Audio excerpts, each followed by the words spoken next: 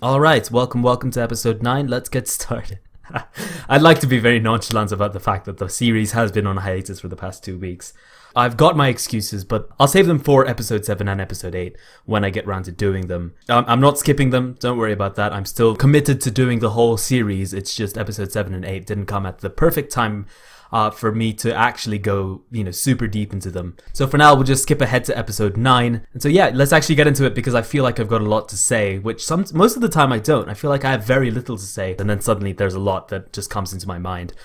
But yeah, this time I actually have a lot to say, so let's just get into it. Immediately, this is part 4 music, right? I'm sure it's part 4, isn't it? It might be part 3, actually. But it's got a very Morio. It's got a very Morio aesthetic, and it's cool to hear that. Like there are a lot of very cool and interesting songs in Part 4. For example, the song they use in the alleyway is, I think, really iconic and really a fantastic song in a lot of ways. And it would be a shame if they never used it again. That being said, it might just be so intrinsically tied to Morio that it doesn't really fit in with the Italian aesthetic or the characters that we're seeing on screen right now, but I would love it if they did. So seeing these kind of more throwaway songs, let's say, from the Part 4 soundtrack being used again here is really, really cool to listen to. Also, I used a lot of Part 4 music in my Purple Haze Feedback audiobook, so to hear Italy being represented with those songs is actually kind of doubly interesting for me, because it really is like, oh yeah, I recognize that song from this particular scene in the audiobook. So this, I think, we're already seeing some of the animation issues, let's say, or art style issues rather, I should say, instead of animation. When I freeze frame it like this, it doesn't really seem like there's that much of an issue, but especially in the way these characters seem to be moving, there's a certain lack of solid drawing, and it's essentially, when you represent a 3D object on a 2D plane, you don't want it to look 2D, right? You want it to look like it's got volume and it's got depth, and a lot of anime fails at this. JoJo, for what it's worth, probably does it best against any other 2010s anime that I've seen so far. So you can argue against that if you want, but I think the way it presents itself is very blatant in this level. Like the degree to which they shade every single frame and every single character really speaks for itself. There's certain little moments, like Fugo, for example, doesn't really have a volumetric face in this particular frame, and you kind of see it with Mista as well. Like it seems to be kind of flat in 2D. And so stuff like this I'll be talking about quite persistently throughout this episode, because it seems to be suffering the most than any other episode that we've seen so far. And you wonder whether that's just a natural limitation of having to animate a 39 episode show, or whether they're devaluing this particular episode. And I mean, something that I've noticed with Vento Aureo is they like to split it into halves in terms of animation quality. So the first half will usually be pretty terrible looking, let's say, and then the second half will have much better artistic quality. So this happened strongest in episode 3, I think, when Giorno went to talk to Polpo. The first half of that episode, we got a pretty lackluster visual style, and then in the second half it really amped up, and we started seeing a lot of this solid drawing that I was talking about, much better shading, much better color direction and all that stuff. So you wonder whether they're not just budgeting each particular episode in a certain way rather than entire episodes. But yeah, this mirror is kind of freaking me out, because surely you wouldn't be able to see Mista in the reflection. You'd see Fugo, I think. Fugo would be in the reflection, but you wouldn't see Mista. I don't. Am I just like retarded when it comes to mirrors? I don't know. Something about this just doesn't seem right to me. This moment, I think they did perfect justice to. And then the sound design. The one thing I would say is I thought this would be more of a scream of pain from Mista. They just make it seem a bit more surprised. So that was a bit unsettling, let's say. Would it really hurt to have your stomach stapled? I've fortunately never had that experience. I have stapled my thumb accidentally when I was about 8 or so. And I remember I just pulled it out, and I remember it didn't even hurt that much, which I was very surprised about. I imagine the stomach is a lot more sensitive than the thumb, and I imagine also, when I stapled my thumb, the hooks, let's say, didn't actually hook into my thumb. They were still straight, so it was very easy to pull out. But here it actually looks like, that's properly gone all the way through, and it's hooked in, right? Like it's like medical staples but with stationery, right? So you wonder how much that would hurt, because it really seems like it does. I'm going to mention this here very briefly. because I'll talk about it later as well. This is an incredibly erotic amount of skin. And people have been mentioning, like part 5, one of the themes of part 5 is Eros, right? And that's how Araki phrases it in one of his interviews in Jojo Veller. Eros, the erotic, the sensual, all this stuff. So, well, belly buttons, cool. What is the... whatever, anyway. But also, like the prominent hips, of course, the suggestive amount of lower body skin, let's say, the tightness of certain clothes and the exposure and the let's say, the fashion choices of some of our gang stars seems a little bit... We can understand why Araki would describe it as erotic, right? And I won't go too deep into it, but I won't go too deep into it here. Why can I not say the sentence? I'm not going to go too deep into it here. Ooh. But we'll just keep that in mind for later when a certain character gets introduced. So this is another part 4 song, right? I'm pretty sure. I mean, on the one hand, this does worry me, and I'll talk about this in episode 8 as well, I think, that they're so reliant on episode 4, what am I saying? They're so reliant on part 4 songs. Have I been saying episode 4 all this time? Part 4 songs. Because it seems like part 5 doesn't have enough of its own songs. And then with Mista's fight, for example, we didn't get to hear Mista's theme, we got Bucciarati's theme instead. And so that was really disconcerting, but also disappointing because, move your body, move your soul. Oh, that shit's hype, and then we didn't get to hear it. And so that's really angering. So you wonder whether part 5 has some kind of privation of musical variety, so there's not that many songs that they can choose from, because they seem to be very reliant on a small subsection of part 5 songs and then a lot of songs from previous parts. So it does worry me a little, but I don't know if that's just me being paranoid or if that's something that I actually should be worried about. So these characters show up in Purple Haze feedback. It's interesting that they actually very specifically point out that they're passed out, because the manga certainly doesn't do that. Oh, I thought I was forgetting something. I haven't actually pulled up the manga pages, so I'm going to do that now. I just haven't done this for far too long, and I apologize once again, but that's just how it is. I like a way to support the work that I'm doing so that it's a bit more motivating, let's say, on some level, but also more rewarding. But sadly, that's not the case at the moment, because I don't, monetize my videos, because I think the whole monetization scheme of YouTube is just kind of repulsive in a lot of ways. I won't get into my philosophies of YouTube at the moment. But yeah, that's just something that I personally believe. But anyway, so where were we? Bucciarati does mention these two, and he mentions them being passed out as well, which is really important to Purple Haze feedback, because they do appear as not antagonists or minor characters, and so it's very important that they don't die here. And for the Vento Aureo anime to be pointing this out so specifically, I think is kind of important. And you wonder whether they're just tying up this loose end visually, or if they're actually hinting that maybe these characters will come back. So it's important to remember them visually. I don't know. Just speculation. This frame is kind of interesting in the manga because it's one of the few where Abakio's smiling, like grinning from ear to ear. It's actually kind of disturbing on some level. I find it interesting that Naranci's is the one who notices that, because of course his stand recognizes carbon dioxide. So, you'd expect Aerosmith to be out on patrol right now, just making sure no one's approaching, but it's actually weirder to realize that he's not got anyone out on patrol. But then again, he is the first one to notice anything, so I don't know, kind of pays off, I guess. Look at these poses, man. Oh, firstly, what happened to Mista's ab? Oh no, sorry, that's the masking tape. Right. Yeah, you've got Mista looking, like this, very relaxed, and he's got his shoulders back, and I've been watching too much anime, man. Everything in JoJo just looks so rich and detailed. Look at these poses, they're so natural and so cool.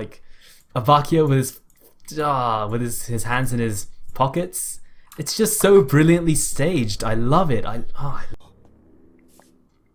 Granted, that animation was a bit weird from Narancia, and you can really see some details are kind of going a bit haywire, but the general intent, I think, like this is the kind of stuff they can probably fix for the Blu-rays. Like what's going on with his shoulders here. But I don't blame them. At least they tried, right? Which is a lot more than I can say for the vast majority of anime. So in keeping with Vento Aureo's spirit of fantastic character introductions,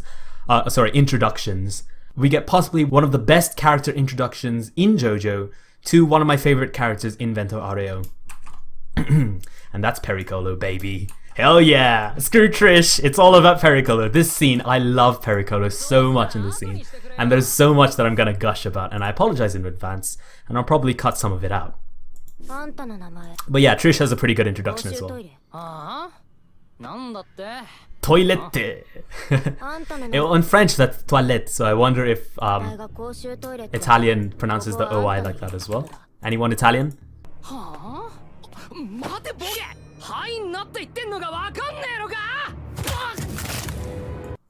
That's such beautiful anime, and it's very early JoJo as well.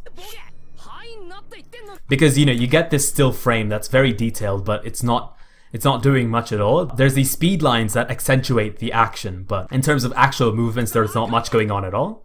Then you get this close-up, like super close-up on her eyes. What's it called? It's not called mega close-up. In film analysis, there's actually like a term for very extreme... Oh, there you go. Extreme close-ups, that's what it's called. Right onto her eyes. And in JoJo, eyes are always such a fascinating thing to see, whether they're, you know, shading them out or hiding them in any specific way. And so to reveal eyes like this, you know, think back to Sale in episode 5, I think. In debut production, we're comfortable revealing every part of Sale, his color scheme, his hair, really everything, except for his eyes until the very, very, very last moment.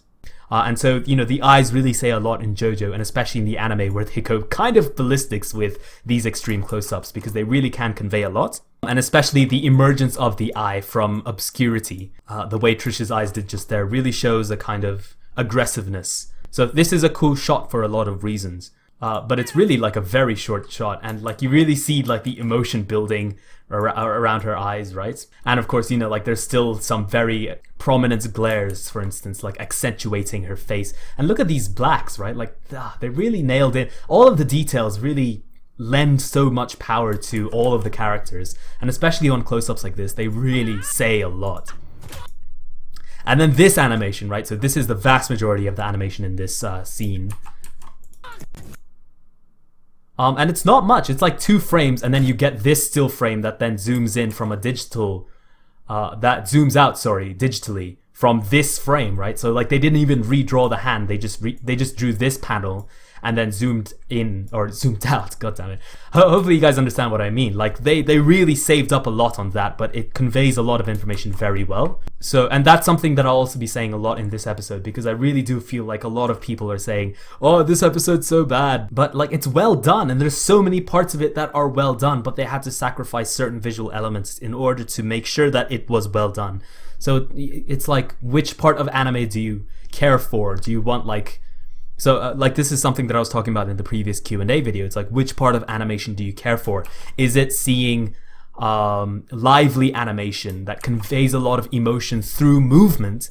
Or would you rather see a lot of very pretty colors on the screen at all times, and very pretty images that don't actually communicate through action, through motion and through frame by frame movement? So this, I think they really nail. You can contrast this.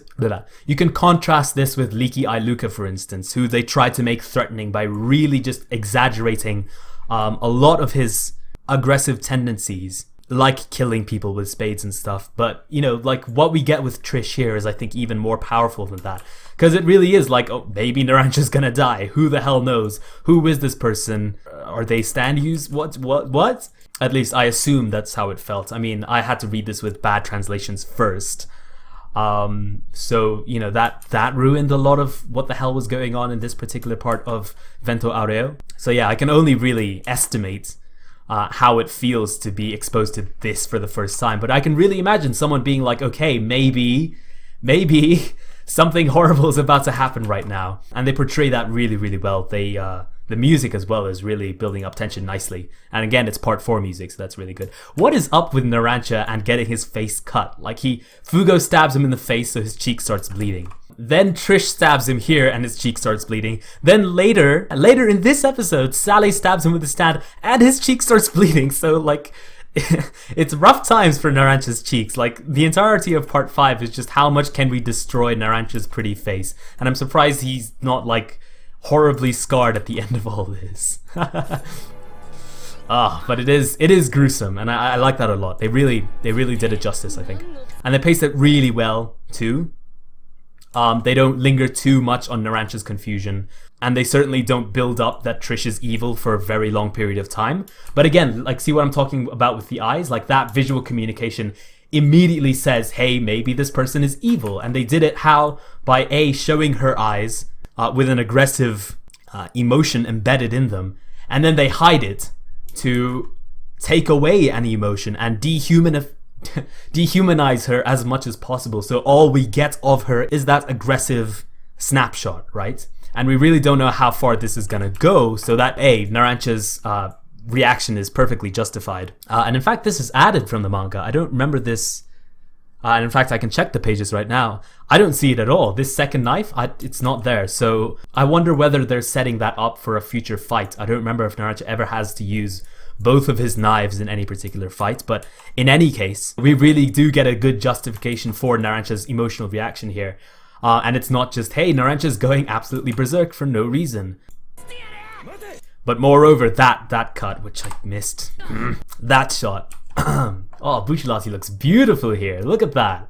Whew. This shot of Bucciarati looking absolutely terrified in a lot of ways. That literally Narancia's gonna kill their superior, maybe, perhaps. Like, we don't know who Trish is at this point, but the fact that she's with Pericolo probably means she's very important. Anyway, the point I was trying to make was that you really buy into this emotional tension between Narancia and Trish, right up until the very last moments where Bucciarati finally diffuses that tension. So yeah, it's just a very well executed scene. And Bucciarati looks beautiful here, so yeah. I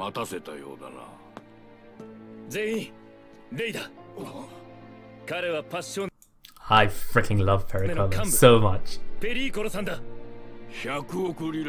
What a pose! What an absolute boss! Pericolo's son briefly appears in Purple Haze feedback. It's one of the worst chapters in the book. And it also gives Pericolo a backstory, which is one of the worst backstories in all of shoujo, to be honest. It's really like a horrible chapter for a lot of reasons, and I talk about it if you listen to my commentary of that particular chapter. I think it's chapter 8 on my playlist.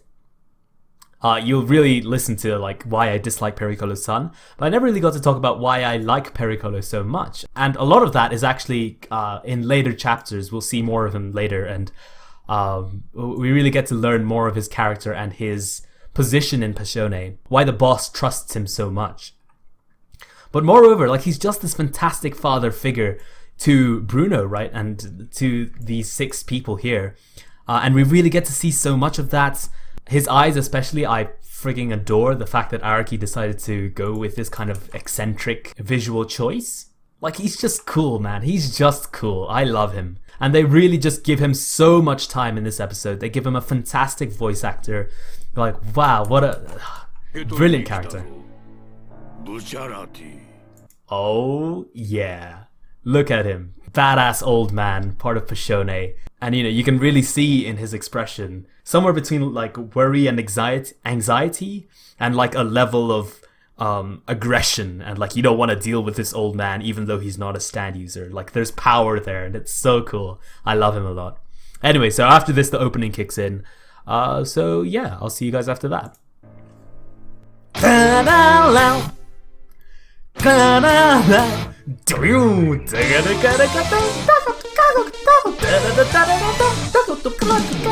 Are you still trapped in your chains? Am I still bound in my cage? Is the world stopping dead in its tracks? Let me show you how to break out.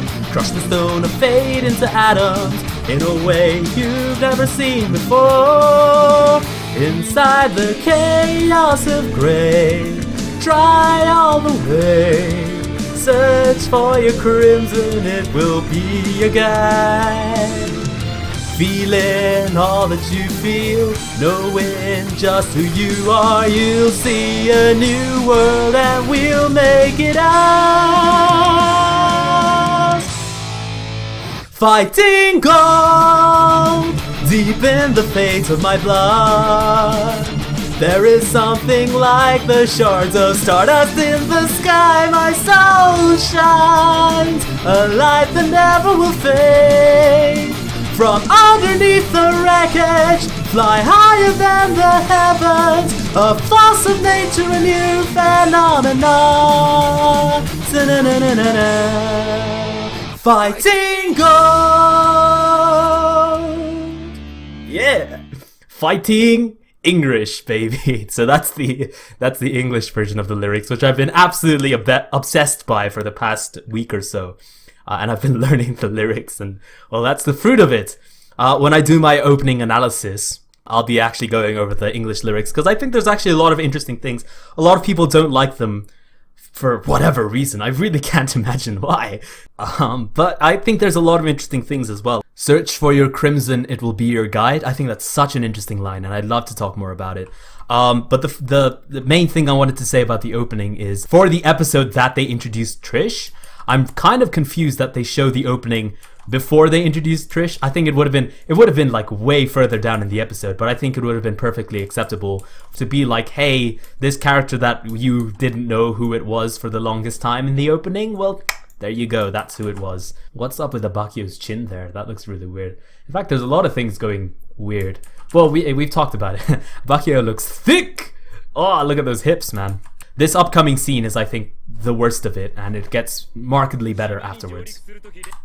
But even then, there's a lot of really interesting stuff that they're still paying attention to. So, for example, the fact that they're still playing loose with the lines, right? And the shading is still incredibly dense. And look at all these little details that they're still penning into Pericolo's back, for all things. Like, yeah, there's a lot of detail, and there's no point being like, oh, it looks terrible, when it still looks better. I keep saying this, but I really do mean it. It still looks better than like the vast majority of animes. So I don't know if that's just a subjective opinion of mine, informed by how much I like JoJo, but I really do think in terms of artistry, not only is JoJo more ambitious, but it pays off for them far more often than pretty much anything else that's airing this season or has aired since, like, I don't know, 2016 maybe. This is an interesting shot. Firstly, it looks fantastic, so like it really contrasts with all the stuff that we've just seen, and of course kind of ties into what I'm saying about with JoJo being ambitious and pulling it off. But like there's this odd obstruction here, and you really... Is this Bruno's hair? Like, what is this? It really frames Giorno in this narrow field of view. You know, it really gives this shot a lot of drama, and so when we see one of Passione's capos, like it's not just Giorno ruminating like, oh, wasn't that really cool that he's one of Passione's capos, the only one that we see other than, well, Bucciarati and Polpo, because the assassination squad leader wasn't a capo, right? Risotto wasn't a capo, I don't think. Anyway, like you realize that he's got something way more sinister going on in his head. Like, maybe I can kill him. Maybe I can figure out more about Diavolo through him. And like, look at those eyebrows. Look at that black... Oh, it's such a powerful shot. And this framing certainly adds a lot of tension to this. This is one of my favorite panels. And I think there's a lot of things that make it one of my favorite panels. That they actually brought to life here. The first one is these poses. Notice that even though they're both members of a violent and aggressive gang in Passione, neither of them are particularly cocky about it, or to each other. If you look at the arch of their backs, they're kind of communicating non-verbally, which, wow, anime communicating non-verbally, isn't that just a fucking novelty? It's almost like they're acting, you know, like they're both respectfully bowing down to each other, and so you really get to see this kind of relationship they have with each other, and you can see from like the hand gestures that neither of them are antagonizing the other, and so there's like this closeness between them that so far we haven't seen Bucciarati have with any other member of Passione. Well, we haven't really seen him talk to a higher up, but when you recognize that Pericolo himself is also kind of stooped down to talking to Bucciarati, and he's looking up, right, like he's kind of submissive in his own way, you recognize that there's something special in their relationship I shouldn't say that considering all the stuff I said about homosexual relationships in episode 6. But anyway, like there is something genuinely meaningful in their relationship there. I have messed up my pen. Hang on. So it's a really cool panel, and I'm glad they pretty much did it 100% justice. This is interesting for a couple of reasons. As far as I know, this isn't in the manga. It's not in the pages that I can see. It's interesting that Pericolo pulls him out specifically.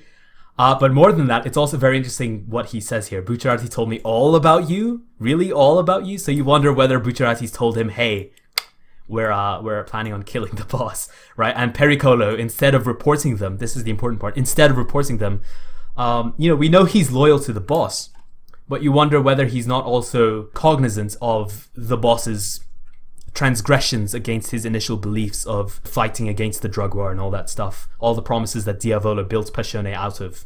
And you wonder whether he's not also kind of supporting Bucciarati in his own way, firstly by giving him Trish. And I want to talk about this later, but I really feel like I'll forget about it.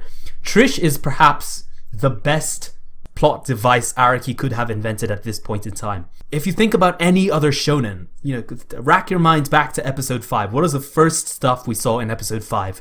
It was the structure of Passione. And you see where Bucciarati is under Polpo. You see where Polpo is under the, I don't know what to call them, the sub-bosses, the vice bosses. And then those people, I guess, are under Doppio, who is then himself under the boss. In any other shonen, you would expect them to build their way up the rank like so, and then eventually at the very end, kind of like a fighting tournament, if you will, they fight the boss, and that's the final, and then we're through to the end, right? And that's the story.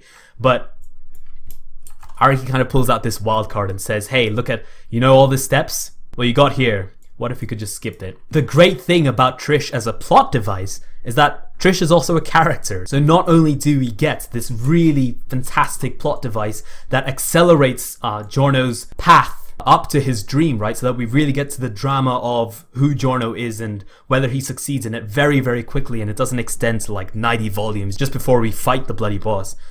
We actually get to it very, very quickly. This entire story being captured in 15 volumes is entirely because of Trish's existence.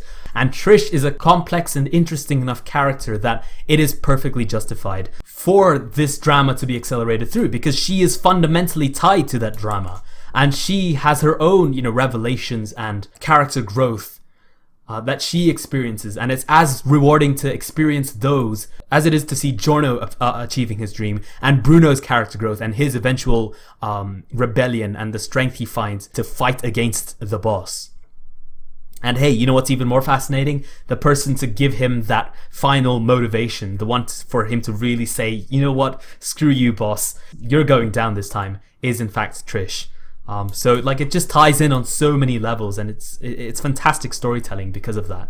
So going back to the point I was trying to make is, you wonder whether Pericolo didn't on some level understand that by giving Trish to Bucciarati, not only would he be undermining the boss, but he'd also be helping to save Trish. So what Pericolo is doing here is actually a very layered play that's helping pretty much everyone involved. And so that actually helps me admire him even more, as that kind of father figure that we see, right? And this is in fact something that he says at this very moment. He says, welcome to the family. That's a very mafia-esque thing to say. And you wonder whether, Pericolo isn't a really good foil to Diavolo in this case, because he still believes so strongly in the value of Passione and its structure and its necessity, but he's undermining the leader of Passione because he feels the leader isn't satisfactory. As we see Pericolo again later in the show, we'll talk about that more because it's not as one-dimensional as that. I can't say that to be true because Pericolo does seem to be very loyal to Diavolo as well as to Passione. But you wonder that line that Bucciarati's told him about everything regarding Giorno, including the betrayal. You wonder. It's an interesting addition.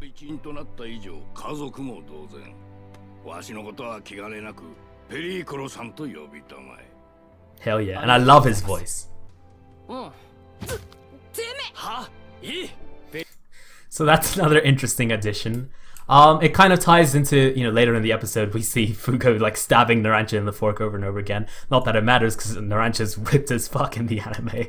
So I'm sure it didn't hurt that badly, Narancia. At least no one's confusing him for a girl, which we'll talk about, trust me. But yeah, no, so we really get to see Fugo kind of fleshed out a bit more. And you might say, oh, they're fleshing him up for Purple Haze Feedback, but some of the stuff that we see here is actually, I think, directly contradictory to Purple Haze Feedback, because in that work we hear Fugo being talked about as someone who tries to restrain himself but really can't. Like, his emotions are just all over the place. But here he seems to be much more optimistic and positive and far less wild and lacking in self-control. It's two interpretations of Fugo stabbing Narancia with a fork. Like, one is, yeah, Fugo always does this, and the other is, no, Fugo doesn't always do this, but sometimes he just loses it and he goes completely berserk. And that's the angle that Purple Haze Feedback played into. Whereas this kind of bullying aspect seems to be what the anime is going for, and you wonder whether Purple Haze Feedback really is going to get animated if they're willing to paint Fugo in a way that's completely contradictory to his character in that novel. I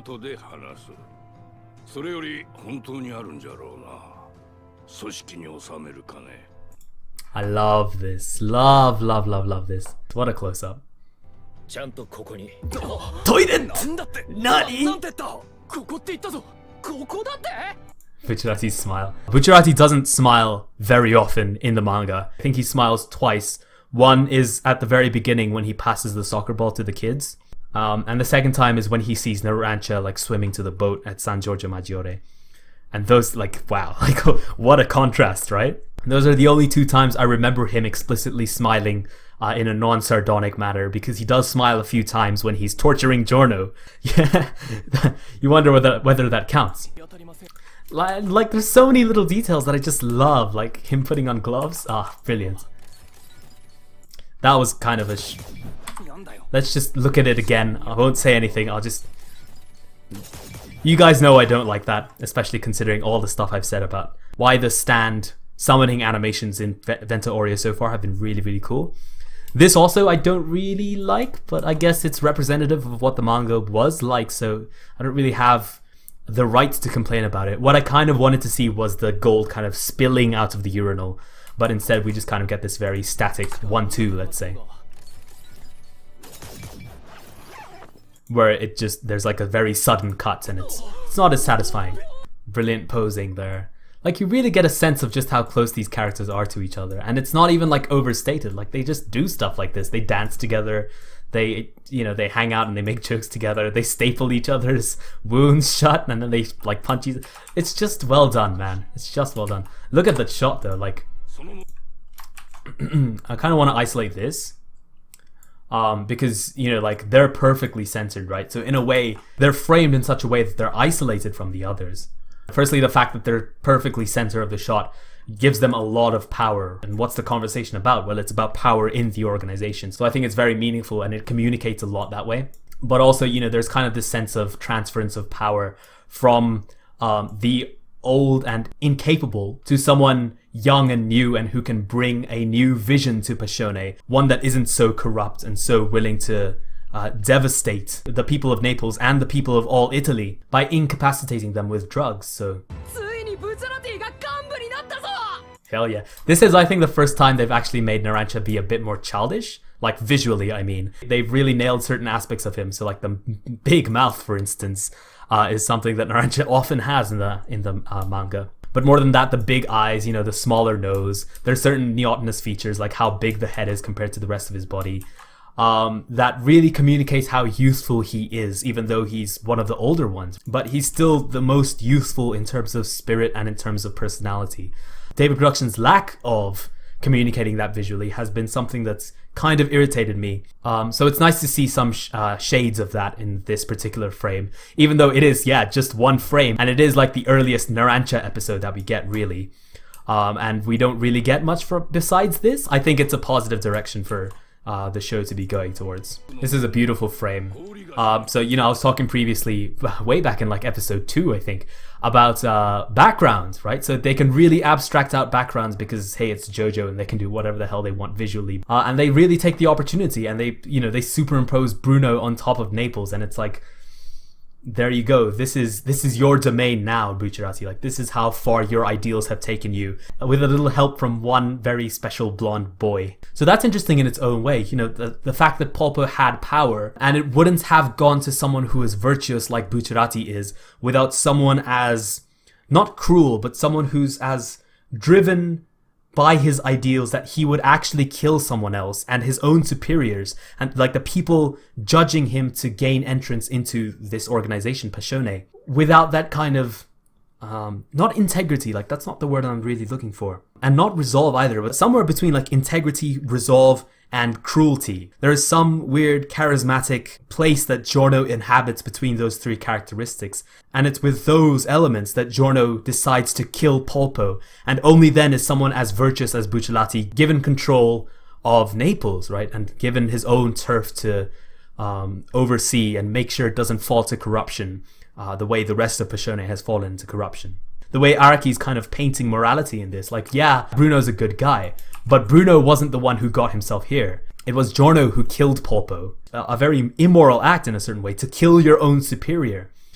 You think about it that way instead of just like the one-dimensional morality of, oh, Polpo did something bad, therefore he should be punished, and he should be punished by death because the bad thing he did was death. Like, that's a very one-dimensional way of thinking about it. Think of the fact that Polpo was someone who provided a lot of structure and held back a certain amount of chaos from the people of Naples. Like, if Polpo wasn't there, there'd be a power vacuum that would devastate Naples, and we saw a microcosm of that with Sale and Zucchero. As soon as Polpo died, suddenly there's fights emerging with literal nobodies. So Polpo was holding some semblance of law and order in Naples. So to destroy that is in some level an immoral act, right? But it was a necessary immorality to provide this opportunity for Bruno to enforce his ideals on Naples and thus make it a better place, you assume.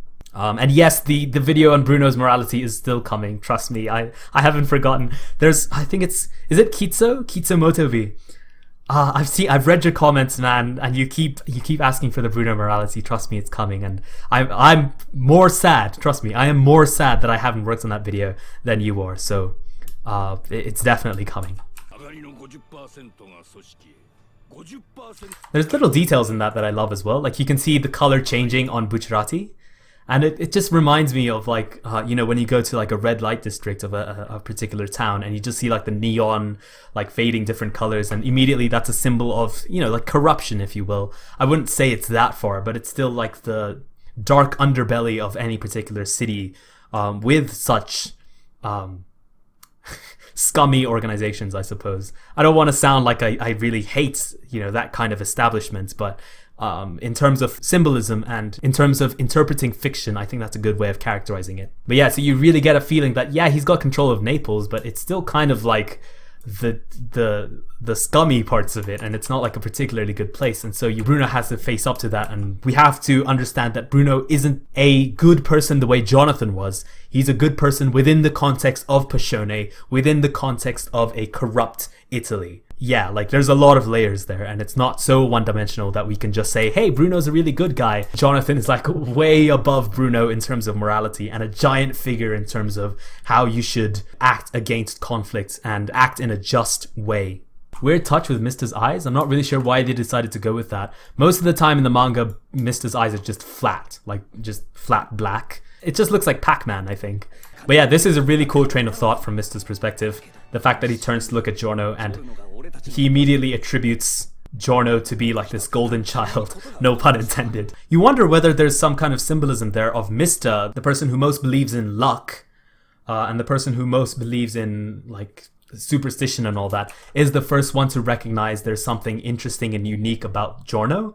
People say often that Giorno is Jesus, right? Whoa, he's the son of God, the son of Dio, and he's fighting Diavolo, the devil. That means he's Jesus! While I think that's a ridiculous oversimplification, really. You wonder, maybe there is something holy in Giorno. And like, I don't know, there's the obvious stuff, I suppose, like creating life. I don't know, that's a bit divine. Healing the wounded, getting closer. Does he walk on water? I don't think he does. Well, if you consider ice to be water, but that's a bit cheating, I think.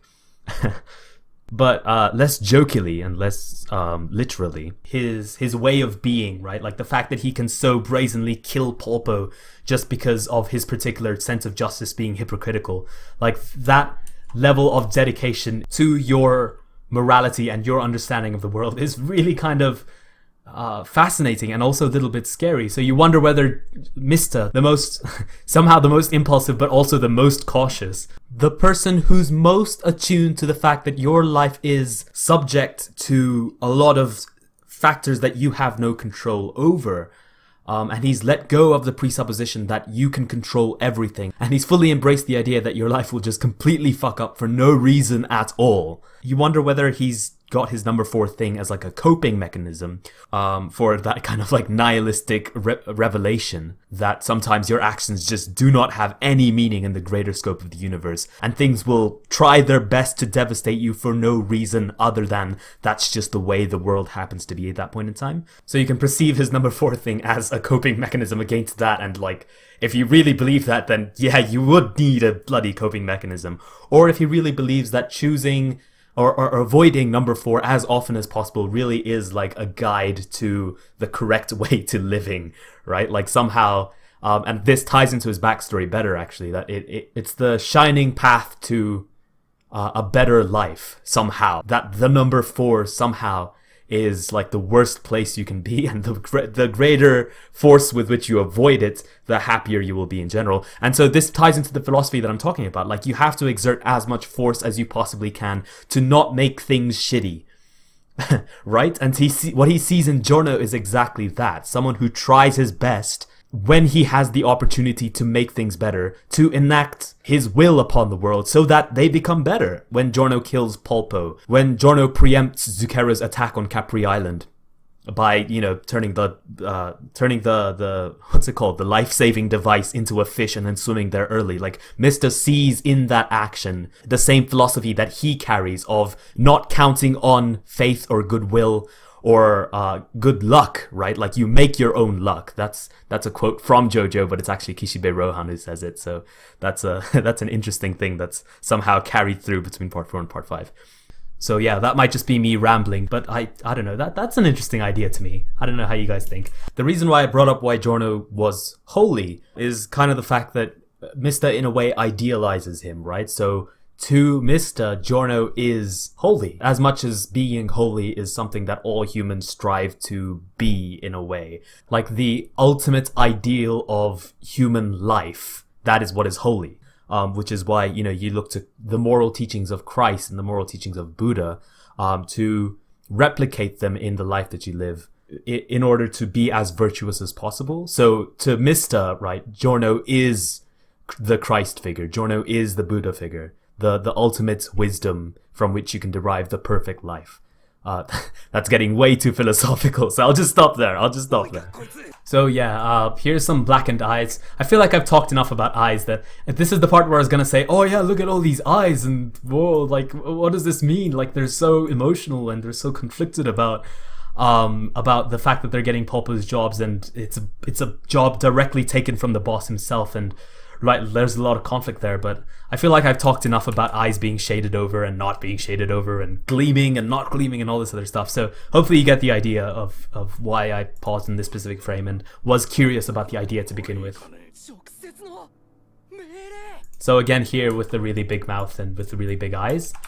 As for Naranch's voice actor, I'm still kind of a bit salty about Naranch's voice actor. Like, I think it's too obvious that he's faking it, if you will. Like, his voice just isn't the right pitch for it.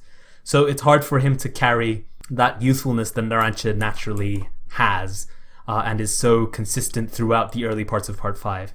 So it just kind of sits awkwardly for me at the moment. It's interesting that this is the same divide that we see in the opening of Mr. Giorno and Fugo on the left, Bruno, Narancia and Abacchio on the right. This is exactly the divide that the opening has. I wonder if they're just, I don't know, keeping a pattern, or if it just happened to happen, or if it just happened to be coincidental. I don't know.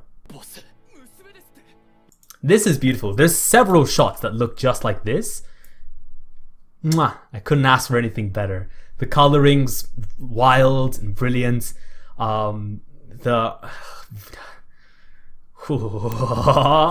This is the kind of stuff that you want to, like, build wallpapers out of.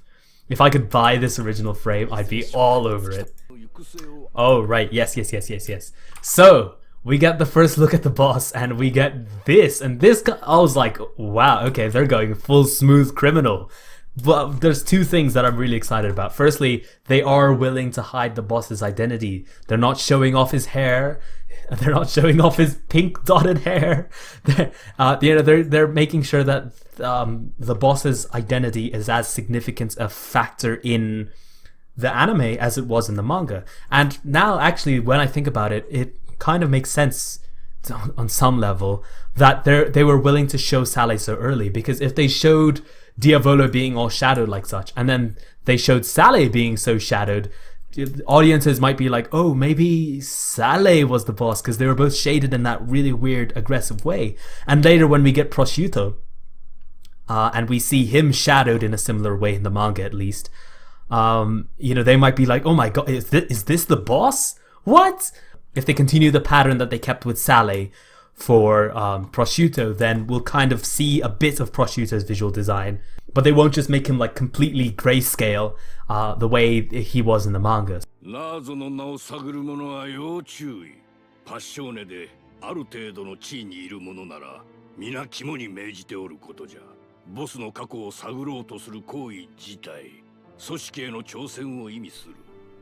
There's some interesting things here. Firstly, the fact that Pericolo knows about, the importance of challenging the boss, again, kind of feeds into that idea that I was talking about of him not being too happy with Diavolo's rule. Of course, the fact that they focus on Giorno, as he says, challenging the organization itself is an interesting little touch. Because, hey, well, that's exactly what Giorno is trying to do. And you wonder whether Giorno is now like, oh, damn it, I finally found a name called Solido Naso, solid nose. And it's actually a dead end to begin with. But also, they have Bruno be the one saying that... where is it? Right, so Bruno is the one who's like, yeah, Solido Naso was the boss's old fake name, right? So it's kind of like common knowledge in the gang that Solido Naso is the boss's fake name. So that's a different interpretation of the event in the manga, where only Pericolo knew about the name Solido Naso. So it really does feel like, yeah, Solido Naso is a thing, but everyone knows, don't go there. But yeah, anyway, did I say this? But like the fact that Pericolo knows about this stuff is kind of like he himself maybe challenged the organization at one point, and he started with Solido Naso and then he got shut down immediately. That's a pretty cool idea, I think. Like, Pericolo himself has a lot of history with fighting against Diavolo for some reason. And so we get this frame finally, and no longer is it Smooth Criminal, but it's probably like to me it's an incredibly iconic panel from part 5, just because it's so weird in the context of what Diavolo actually ends up looking like. I guess the only like shared feature is that polka dots exist on both. So this is, in my opinion, this is even more iconic. They actually share the same page in the manga, so for me that whole like page is like a really fascinating thing to look back at with further knowledge of what happens in Vento Aureo. Because on some levels it is incredibly consistent with how the narrative builds later into Trish and her relationship with the boss's eventual betrayal of Bucciarati and his expectations of what he was going to do with Trish and all this stuff. But then on the other hand, like, where's his fabulous hair? Where is it? It's not there. It's gone. And all we have is this shadowed figure. So they're willing to keep it here, is the point I was trying to make with Sale and Prosciutto. Like they're preserving it for the boss specifically, thus making the boss's anonymity even more important. And so that I think is eventually how all of that would play out.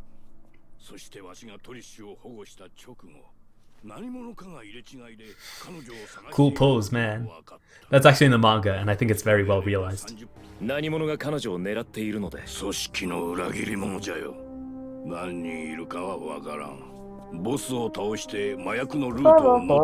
love the trumpet in the background, but like I said with part 5 music, like it's one of the few songs that's been used a bit too consistently. Like I already recognize it, and we're only a quarter of the way into the show, so I don't know. Maybe it's just because I watch every episode like 3 or 4 times, so I just recognize the musics very well. But yeah, it seems kind of a shame that we're not hearing more of the Vento Aureo's original soundtrack, as good as it is.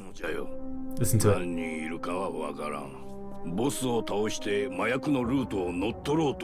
Hell yeah. I wonder if that's Diavolo's theme, and we'll hear more of it as we go in. This, the panel from which this is adapted, like Jorno just whispering drugs. I actually use as a meme with my friends whenever they're like, "Oh yeah, we're smoking pot," because pot was made legal in Canada very recently. I just send them that panel, drugs. There's another one of Bruno's dad being also like, drugs. So yeah, between the two of them, I like spamming my friends with that whenever they get a bit too narcotic happy, let's say. Right, yeah. So let's talk a little bit about this cut, because it seems to be kind of the most offensive one of all the things I've talked about. But then again, like, I'm willing to forgive it because, you know, there's a lot of really cool stuff going on with, you know, like the posture that we talked about previously. Like, they're both talking to each other in such a direct and honest way. The shading especially is so prominent and so fantastically done. The foreshortening on, you know, like Bruno's body there is also very, very well done. And you really get like I was talking about, it's solid drawing once again, right? And especially with Pericolo, who really has a very lively animation here. It doesn't really pain me to see him so like blocky and right, like straight edged, I suppose, literally. Like he seems to be very like rectangular in this particular, but like it's still well shaded, and there's still this cohesion to how he's animated, and it's not offensive to me. I like it. It's not in the same aesthetic as, you know, stuff we've seen throughout the rest of the episode. It's a bit too simple for that, and like, for example, the weighted lines that I've tried to point out as often as possible seems to have been diminished for this particular case. But I wouldn't mind if they just only really touched up little elements of this, gave it a bit more shading and a bit more depth for the Blu-ray, and otherwise didn't touch this at all, because I think it's very expressive animation, because I think, you know, it's very well drawn, as, let's say, minimalist as it is, you know, with like this the way it jumps from like black to the main color very directly like this very little shading and stuff in between. It's a bit clumsily done, but that clumsiness, I think, has a style and is charming in its own way. You know, if you look up gesture drawings, they're really minimalist, but they capture so much because, you know, they use values very intelligently, and they capture the essence of the human body very intricately in as short a time as possible. And that's kind of the feeling that I get from stuff like this, and especially stuff like this. Like, you can see, for example, with his forearm here, like, that's really rushed. It looks good to me. I don't know how you guys feel about it. I'm sure some of you guys are like, he's pulling shit out of his ass, man. Like, if it's bad, then you say it's bad, but I don't think it's bad at all. Like, it's aggressively simple. I really like it. I really like it. I love Bruno here. That's all I have to say. I think it's very well drawn. And I think in fact they're actually using this exact drawing, just like layering him on top, because digital allows for that. In fact, we can tell because there's this slight mistake on his nose here. There's that extra little line there, and in fact that is duplicated right there. So there you go, same drawing. It's pretty cool how you can just do that. It's really cool. And it's even cooler that Pericolo actually knows about stands, even though he's not a stand user. Oh, that's such a cool detail. Makes Pericolo all the more cooler, in my opinion, that he is so trusted by literally everyone in Passione that he doesn't even have a stand ability, and he probably knows a lot about the formation of which teams have stand abilities, and maybe even to some degree which stand abilities they have, like what their stand powers are and stuff like that. Like, that's so cool. What a beast character, Pericolo. Really fascinating on so many levels. So yeah, this is the moment where I was like, oh, they messed up Trish's hair, because in the manga it really is like incredibly spiky, and it's kind of a bit more elaborate like this. Like, what I used to think was that she used to style her hair to be a bit more spiky, but then, like, as Vento Aureo progressed and she lost the ability to style her hair and the time to be so luxuriant, her hair kind of reverted to her natural curly form. But that's kind of absurd, I think. And I love that Fugo's smiling. Again, Fugo is one of my favorite characters. Like, he's just so polite. Like, listen to him in this. He's just so polite and so nice, and he's so welcoming to Trish. I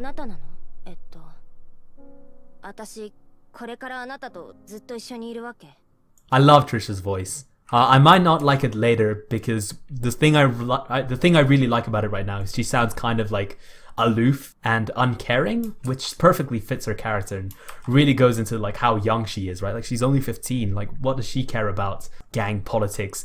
Like, does she even know that well, she probably does, doesn't she? No, that's kind of stupid for me to say. Obviously she knows that her life is being threatened, but like how's she going to react to that? And it's just like, well, maybe I can just play it aloof and be cold and distant to everything and be all like prima donna-esque, and hopefully I can get through it and these guys will protect me. Yeah, no, I really like Trish's acting and just her voice as well, because that's the thing that pains me about Narancha's voice. Like, I like the acting. I think the acting is well done, but I just don't think the voice fits. I don't know. Anyway. Like, he's so polite.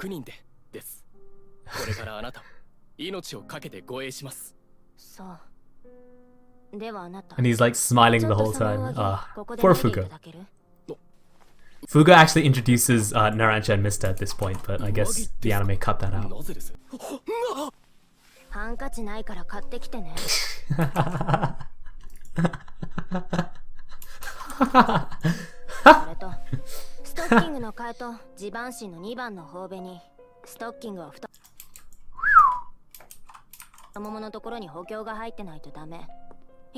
Oh, right, yes. I was so distracted by Fugo's back that I forgot to make the point that I was hinting at before, let's say. I mean, she is 15, right? I guess, do you know what? It's actually kind of interesting that they changed Trish's outfit here, because she has like this red jacket that I'm actually kind of fond of, and well, it's not a jacket so much as like an undershirt or something. And she's got a completely different skirt as well. So like they're changing a lot of her outfit here. And you wonder, like, the fact that David Production is willing to make this so prominent, you wonder whether they're not like, kind of a weird thought, but like getting ready for part 6. Because part 6 is a lot more adult in a lot of ways, right? And, the increased focus on sexuality. Because like, I don't know if you guys remember or if you guys have read ahead to part 6. The frigging part starts with Jolene masturbating in jail, right? So like there's a much greater focus on this kind of stuff. So you wonder whether you wonder whether David Production isn't with this kind of blatantness, let's say, kind of hyping themselves up on some level to like, female, sexiness. And it's not fan service to see a fucking ass crack, right? Like, here you go, boom, ass crack. Hell yeah, guys. This is the island of ass crack, all right? Everyone has to show just a little bit of their ass crack. But, it's so prominent with Trish that the first female character we get is someone who they've so obviously made sexual. Again, like they're immediately going for the more revealing outfit. So I don't know how you guys feel about that.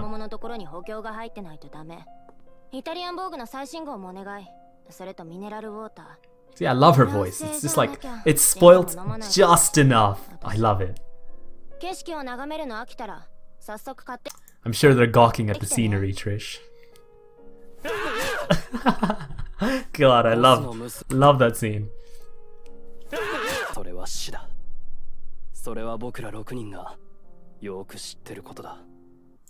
This is really cool. That's all I have to say. No. Like, to me, it calls back to the ending of part 1, where all the faces did kind of show up on water like this when they were all on boat. Kind of an odd parallel to bring up. I don't think they're really trying to make a specific point other than, hey, yeah, watch out, you guys are embarking on the journey of fate, right? And this will drastically change, let's say, your living conditions within the next week. So like the gravity of, this boat journey back to mainland Italy with this new member now, Trish, and the task, the burden they now have of protecting her, and being loyal to the boss, right? Being loyal to the boss for these two people while still trying to fight him is especially dangerous. And Giorno's words really echo that. It's death if we fail, and the failure case is so layered, and there's so many different ways that we can trigger it. Like, the traitors can kill us. The traitors can kill Trish. The boss that can find out that we're also using Trish to find out his identity, and we're trying to betray. Like, there's so many places where they can fail that, yeah, it's going to mean death. It's certainly going to mean death. And the kind of burden that these two face is that they've roped the other 4 into it without even their, permission, let's say. In a way, like, that's very tragic for these four characters, which is why the choice at San Giorgio Maggiore, especially between these two people, how one decides to stay and one decides to leave. No, sorry, one decides to stay with Bucciarati, one decides to leave the gang, is all the more, tragic and profound. Cat! It's the cat! Oh! And they actually adapted it really. Oh, I forgot. Yes, they're in a chat board, and Ghiacchio's talking, and Formaggio's there, and Prosciutto's there, and Illuso's there. Oh, that's so high to see this, and they're speaking in Italian as well. Oh, it's so high. I mean, in a previous episode, I did cut this out, I think, but like there were newspapers also speaking in Italian. So the fact that David Production went this far to make 2001 Naples 2001 Italy, I should say, as realistic as possible is so satisfying to see. And like they'll even provide like little subtitles just to make sure that the story carries through as it was intended. But yeah, like they're adding all these little details, and it's so cool. Prosciutto and Pesci's there in the background. I genuinely thought this was a bush for the longest time, so I was like, where's Pesci? What? Oh! So that happened, and they loses there as well. You wonder where all these people like are actually. Like, this looks like an airport of sorts. And you wonder like, where exactly they're slotting in. Would have been nice to have a little thing that says, for example, like these guys are in Rome. And of course there's Ghiaccio, there's Risotto Nero, and then there's the user of Babyface, Melone, who I thought was female for the longest time. And that's something I'll be saying very, very soon as well. So yeah, when I was saying like, it seems David Production like to split episodes in two, I think this is actually like the second half where animation quality like jumps up, because I mean, look how good Formaggio looks. Like, there's so many little details, penned in lines, and like all the lines are so like fluid and loose, and it's all beautifully shaded as well. Look at this.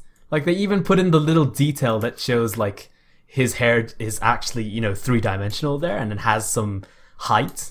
That's so cool. No, cat, rip cat. So what I like to think is he walks out of range and then the cat explodes back into normal size. It gets a bit hurt, but at least it doesn't die of starvation in a bottle, for crying out loud. This is pretty cool, the fact that Crunchyroll actually like layered all this subtitle stuff on top. But yeah, no, you can see the very distinctive silhouettes of Pesci there, Formaggio here, looks like Prosciutto, Illuso in the background. And I'm pretty sure this is exactly the silhouette that they showed in episode 5 back in that hierarchy that they were showing before. But yeah, no, so now they've actually sketched this out. This was in the manga, and they've actually sketched it out with the anime designs. Like, that's so cool. Here's the boss again with this weird shadow thing where he has very short hair. And this is like new drawings that they did. This isn't just the promotional material that they did, but like actually new drawings that they made just for this specific shot. Which I'd love to see like a poster or something of. Bucciarati looks a bit skinny there. A bit more Freddie Mercury-esque, let's say. But yeah, Mista and Narancia I think look especially good. Abbacchio looks fantastic, hey! Before we get too far into this episode, I just want to quickly go back into the previous scene with Formaggio and the cat. Because this is one of the few examples I've seen of Part 5 where there have been very prominent goes in the sound effects in the manga that haven't shown up at all here in the anime adaptation, whereas from parts 1, 2, and 3 that they really used to go ham with those, with the menacing sound effects, right? So in terms of interpreting like how they changed that and how they kept the essence of the scene and the threatening nature of it, but without actually using those sound effects, or overusing in the case of part 3, in my opinion. I'd say part of the thing that helps is the lighting, which is not something that anime plays with very often, but the fact it's sunset and how there's, I would say, remarkably strong shadows. Right, so look at this frame, for example. Like, the shading is super intense. You get this beautiful gradient that overexposes this part here. You get a similar level of danger that we got with Trish earlier in the episode when we had a similar close-up onto his eyes, or onto her eyes. As we do with Formaggio's here, right? Like, you really get that threatening, intimidating factor. And so it's those two key features that play. One is just like the storyboarding and the staging of this particular frame, but another is also the lighting, and so that's really important as well. And a vitally understated aspect of not only this scene, but of animation in general. Anyway, so then we get this scene with Narancia, which I think they actually did very, very well. The vast majority of the scene I have no comments on whatsoever, because it's just fun to watch and I don't have much to say with it. That being said, I have to pause here because obviously the music comes up, and it's the song that they danced to in episode 7. And of course that Narancia was listening to on his boombox in episode 5 before Mr. destroyed the boombox. Actually, how did the boombox work afterwards when Mr. had already destroyed it in a previous episode? I don't know. Anyway, looking for consistency in JoJo is just a mistake. Anyway, so yeah, they play this song again, and I think that's really cute. It's kind of like I guess they're kind of setting it up to be like Narancia's favorite song in a certain way, and I wonder if they're going to use it more later on. Like when they go into Koko Jimbo, for instance, you wonder whether Narancia's going to be playing that song there or anything like that. And I like the headcanon that Narancia just always listens to this song and has his own little dance routine, and that's where the Pashone dance comes from. It's just like everyone else is so used to Narancia dancing to this particular song that they know Narancia's dance by heart. Vocal percussion on a whole nother level coming from my mind. This is an interesting cut that they show Bucciarati and Mr. actually focusing on defending Trish, whereas in the manga they don't show that at all. They don't show Trish either. I love that they're keeping these exaggerated frames from the manga, because this is the kind of minor stuff that keeps Vento Aureo's panel by panel pacing, something that I call micro pacing, so entertaining and so light. And it really isn't a chore to read at all. And the vast majority of JoJo is like this. You can really jump from panel to panel to panel really, really quickly, because it's all like this, where the action is really simplified and exaggerated. And it's incredibly fun to read. And the way they hold this still frame, well, not still frame, because he's actually still moving, that's really quality animation there. That the fact that they'll redraw it with a little bit of discrepancy to show him quivering like that, that's high quality animation, by my standard at any rate. I was watching Lion King recently. Well, not Lion King itself, but the chase sequence when Mufasa dies. And there's this shot of Scar looking down on Mufasa before he throws him off. And Scar's not moving, but he's still animated to be not moving. It's willful inaction, right? And that's such a difficult thing to animate if you think about it. You have to animate the lack of motion. And so I really think stuff like this is really great animation in just how difficult it is when you think about it. But yeah, no, the fact that they're willing to focus on little panels like this is kind of a far cry. Back in episode 2, I was talking about, back in episode 1 actually, so all the way back, I talked about Giorno's face, right? Only appearing for a fraction of a second and not holding enough to carry the comedic effect of what was of the panels in the manga. But here they're actually focusing on that and maintaining it and carrying the comedic effect through, and thus the anime doesn't have to suffer from adaptation blues, let's say, where it loses the impact of certain things in the manga because of artistic decisions made for the anime. And it's really interesting that we're talking about Narancia, because I've already talked about the fact that Narancia loses or has lost a lot of visual design because of how buff they're willing to make him and how masculine they make him with clearly defined musculature and broad shoulders. Whereas in the manga, if his body is approximately this size and his neck is this, right? So he's really, really, really tiny, and this is his torso. Okay, that's his torso. It's really kind of incredible how much they've scaled Narancia up and made him not a baby in terms of physical proportions, but it's at the expense of characterizing Narancia as a baby, as a child, as someone who has been protected, and hasn't fully undergone his transformation after joining the gang, right? He's still missing a fundamental aspect of what motivates him to be part of Bruno's gang, and we get that in San Giorgio Maggiore. And I've been harping on about this a bit too long, and I apologize, but it's just that important of a moment, in my reckoning. that it really should be like this really big visual moment, the way like Iggy turning from a really seriously ugly dog into something resembling a human face, right? Like that's a very big visual change, and like that's powerful visual communication. And I still really think that David Production missed a beat there when they decided to go with Iggy's new design instead of following Araki's change in visual design during the pet shop fight. I love the look of pain and confusion in Narancha's eyes, like, what have I done wrong? And so yeah, again, there's that second face that they gave the same treatment to. So you know it's not just like an accident, like they actually really specifically planned that and storyboarded it to perfectly match the intent of the manga. And so this, like in the manga, he looks so incredibly sad about it. And he's tiny as well, like he's absolutely, like this is his head, and he's like, fuck you, help. Like he's this absolute midget, and you lose so much of that when he's already like this massive entity. And I don't know. He's not crying for a start, so that's a bit disappointing. Kabaki is just fed up with this shit. Cool sound design there. Well, actually, there's a lot of sound design choices there that are pretty cool. So, for example, listen to when Narancia stops speaking versus when we stop seeing Narancia, right? So you hear that his voice actually continued on to the next shot. So that kind of bleeding is actually like evidence of really good editing, essentially, because our brains are much better wired to interpret transitions in scenes through sound. So just that tiny little touch they did where Narancia's voice doesn't completely cut out as we cut away from Narancia is like a really cool touch. And of course, you know, then we get the tires screeching, which brings us to this moment. And so that's the oral transition directly aids the visual transition. And of course, the fact the music stops exactly then is really perfect as well. So like that's a soundtrack from JoJo that we've never heard before. Like that's an original soundtrack to Vento Aureo. And I'd love to hear more of that because it's got like this very sharply defined Italian aesthetic that we only ever got with Tonio's Restaurant before. But, you know, they're very insistent on using part 4 music, which, like I said, I like the part 4 music, so I'm fine with that. But I'd love to hear more of what makes Vento Aureo cool and interesting as well, and not just have to rely on previous parts' music.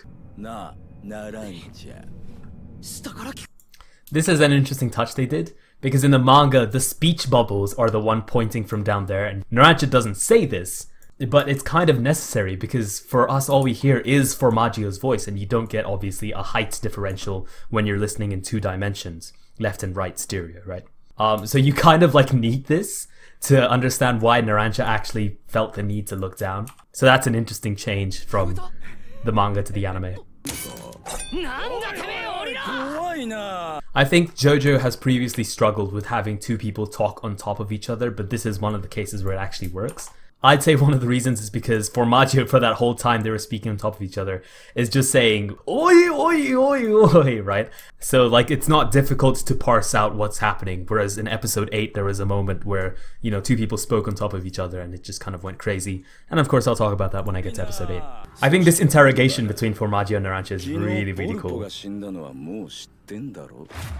And of course, David Production just go ham with all of these like little color palette changes. Of course, Narancia's hair like changing color entirely and having like these little splotches just to make it a little bit more unsettling. Really cool. But what I really, really like about this conversation between the 2 of them is Narancia is superficially the one threatening Formaggio, right? Like he's got the knife on Formaggio, but Formaggio's in complete control of Narancia in that he knows exactly what to say in order to take advantage of, you know, like this very young, childish person who's not entirely in control of the thoughts and not very convincing or mature in terms of how they interact with others. And we saw that with Narancia's interactions with Fugo literally like a minute ago, where Narancia just failed like the most basic test of just repeating what Fugo said to him. So now, you know, you see the same thing happening to Narancia, but it's someone who's actually out for his life. And so, like, you really get into Narancia's boots emotionally. Like, you really understand the threat that he's being faced with. Someone who's much more cogent and powerful than he is mentally. And Narancia just cannot squirrel his way out of this at all. And Formaggio like wipes the floor with him and gets far more information out of him than Narancia even knows, essentially.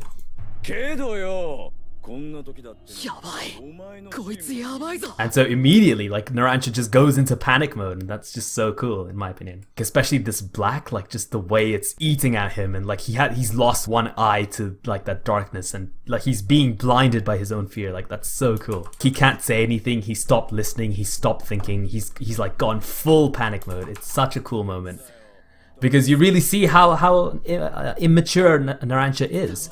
And of course, like I've been saying, it's exaggerated by how juvenile and neotenous Narancia looks for the entirety of early part 5. And that was really cool as well. Like, we don't really care about what the hell Formaggio is saying. And then we cut back just at the important part, which is Formaggio's curious about where Bucciarati is.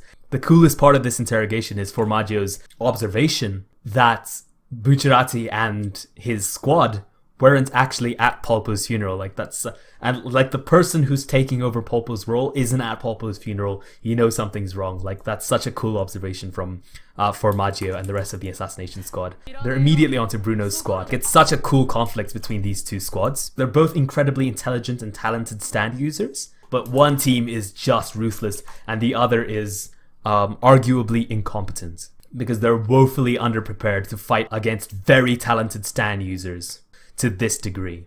And in isolation too, like, that's the very important thing. The others all have to focus on Trish, whereas, you know, like, kind of the Okuyasu of the group, let's say, has to deal with someone as vicious and as intelligent as Formaggio. So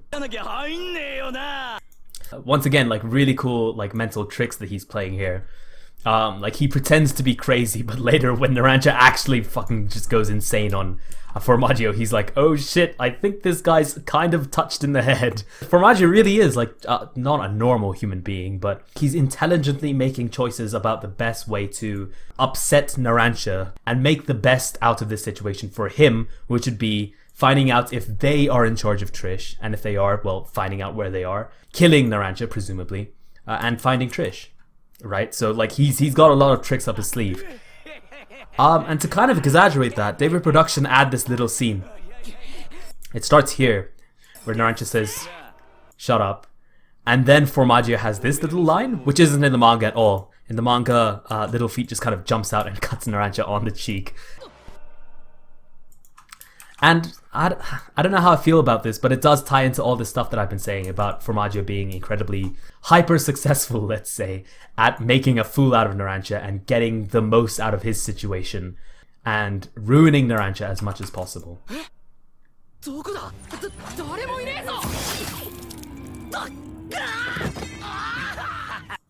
So yeah, that's a really cool effect. I'm glad I paused it exactly what I did. But I think that's the general idea of what they're trying to do, and it pays off because not only does it make Narancia look incredibly stupid, but also, you know, like we get a bit more perspective on who Formaggio is.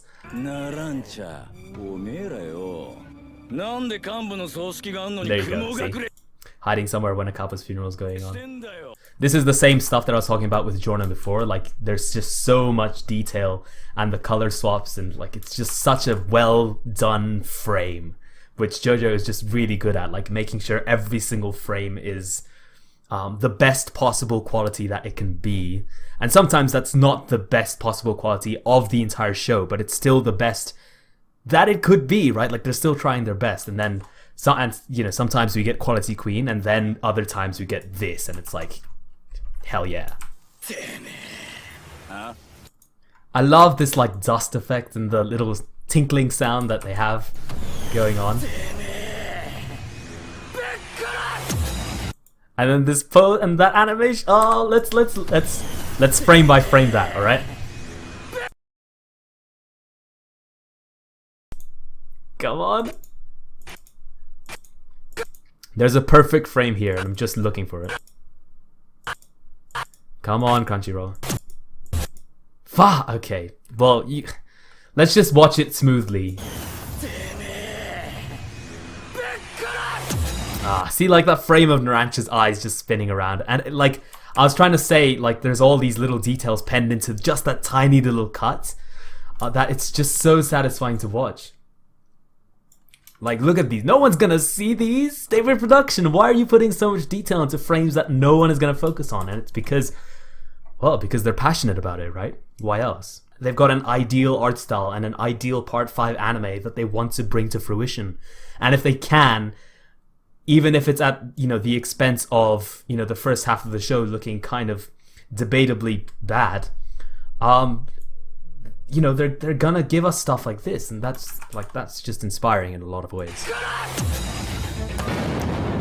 And then Aerosmith comes out, and the sound design on that, brilliant. Now, okay, so this is like the final thing that I really wanted to talk about before the end of the episode, and that's that Aerosmith is CG. I've already talked about this back in episode 2 during the opening, and I don't think this is a problem at all. In fact, I think this is absolutely brilliant because, you know, a lot of CG in anime is really just flat colors, right? Like if you see a warship, for example, or tank, for instance, or any sort of like mechanical object, right? It's really, really flat colors. So this entire thing would just be one shade of gray and it'd be really, really dull looking.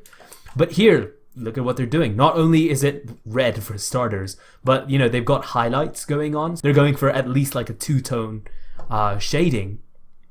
So it looks a bit more powerful than just, hey, these are flat colors. They've also got some gradients going on here. But more than that, like, look at the texturing on this, like, 3D model, right? Like, they've actually gone and etched, like, little pen lines on the 3D object to make it resemble as much as possible Araki's art style, even when it is a 3D object. So, you know, these are techniques that we've seen in JoJo since the openings, right? So, for all the people who are complaining about the use of CG for Aerosmith, I ask you, have you ever complained about the use of CG in the openings? Because this is exactly the same standard. I don't see any reason to seek flaws or complaints in the use of CG here versus in the use of CG over the first 4 openings, because they're exactly the same standard and they're going to exactly the same lengths to make sure that the CG is as representative of Araki's art style and as satisfying to watch as reading the manga itself is. That being said, you know, there are still some really cool artistic moments, like Aerosmith's being summoned for the first time. I'm looking at the color scans here. My god, that's a beautiful panel. And you'll be seeing that up on screen right now. So there's stuff like that, you know, the CG won't be able to inherently reproduce. But all that means is that if David Production is playful enough, then they can fuse 2D animation with this excellently made 3D model and make something even more satisfying to watch. So yeah, that's my general thoughts on Aerosmith. I'm not going to go too ham on it because I think that's a good enough summary. And the arguments for why Aerosmith should be CG isn't even that complicated. Like, it's not a person, right? Like, it is actually a mechanical object is what I'm trying to get at. Like, it's a toy plane, right? So representing it in CG isn't so offensive as representing an entire person, say, because that just looks a lot clumsier, especially with, you know, like the low budget that anime is usually subject to. And more than that, Aerosmith isn't a deformable object, right? It's like, so it's different parts of it aren't bending in different ways and stuff like that. Like, it's not flexible. It's very rigid. There's no real need for squash and stretch, for example. This is, I think, what makes it most satisfying to watch. Even more than like this excellent texturing job is that they're actually rendering this at 24 frames per second, and it's not this like hack job where it's rendered at 8 frames per second, and somehow that's forgivable to people working in the anime industry because they're also animating the hand-drawn stuff at 8 frames per second. I don't know how they came to that kind of logic, but far too often in anime they'll render CG stuff at 8 frames per second, and it's like, why? Hell yeah, it looks so good. Yeah, and then they can play with the animation like we just saw there. Like, you saw Little Feet like swinging at him, and like Little Feet's also animated at 24 frames per second. Like, this, the hand-drawn stuff is not the limiting factor in this production, right? Like, they're willing to say, all right, well, if Aerosmith needs to be 24 frames per second to be a satisfying experience, and if it looks weird that the hand-drawn stuff is 8 frames per second, fuck it. Let's hand draw 24 frames per second of Little Feet swinging his arm. And like, that's, like, what else do you want from an anime? It's just so good.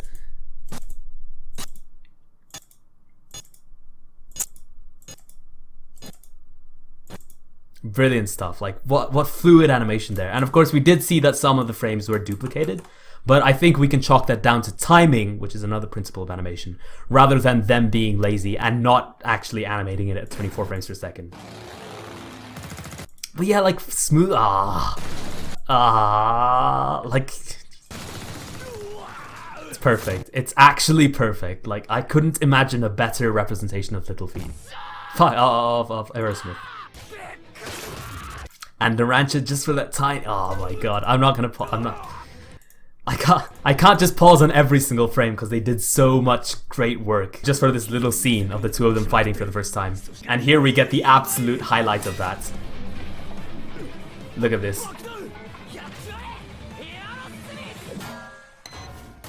Oh my god. And that was in the preview, and that's one hell of a thing to put in a preview if you want to hype your audience up.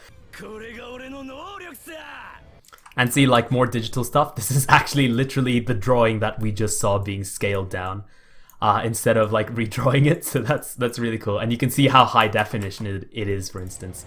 See, so like this is something that Araki likes saying a lot, like there's no such thing as a useless stand. His mouthpiece for it in part 6, for example, is Dio. Because according to Araki, according to Formaggio here as well, it's not so much about the inherent use of the stand so much as the intelligence of the user. So, you know, we obviously understand from that Formaggio is very proud of his intelligence. And from there we can derive that, yes, he is presumably very intelligent. And so this is really a battle of wits between Formaggio and Narancia.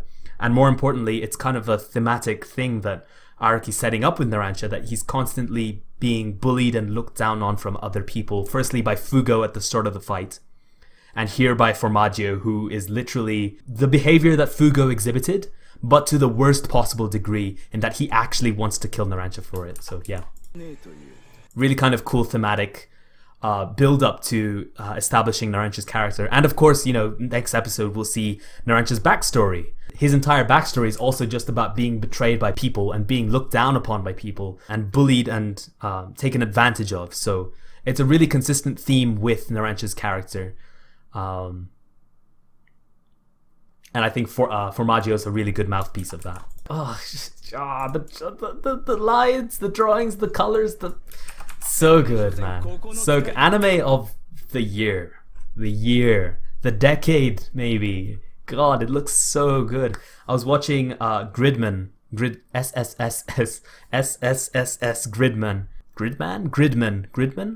whatever. Earlier today, actually. The new episode 9 is actually quite good. And I was like, oh man, you know, maybe I've been giving JoJo a bit too much attention and, you know, like a bit too much love, and maybe there are other anime that should be anime of the year. And then you get this and it's like, no, JoJo is so like miles above in terms of visual quality alone, let alone like what makes it interesting in terms of writing and character analysis, and just, it's so good. I love it. And just cool moments like that. Anyway, so this is more or less the end of the episode. There isn't much else to say, you know, like Formaggio finally realizes that Trish really is with Bucciarati. It's interesting that we get the red eyes once again. The last time we saw red eyes, I think, is when Abakio, back in episode 6, saw the pole that said Lagoon 2. And so they really drew attention to, you know, the fact that Abakio saw something that he recognized as faulty or incongruous. And that's how we solve the mystery. And so we kind of see that same pattern there of Formaggio solving his own mystery of who Trish is with. And he's like, oh my god, it is with Bucciarati. So I've got to kill Narancia. I've got to find out where Bucciarati's team are. And then I've got to capture Trish. So it's interesting to have that motif return. Oh right, yeah, I forgot about this. What? Hello? Why would they superimpose a woman on top like this? And look at that triangle, baby. Hell yeah. Hashtag team thigh gap, baby. Again though, it's like that sexuality thing that I was talking about, like making females physically attractive beyond like Lisa, I suppose. And that kind of feeds into what we got with part 6 in a way.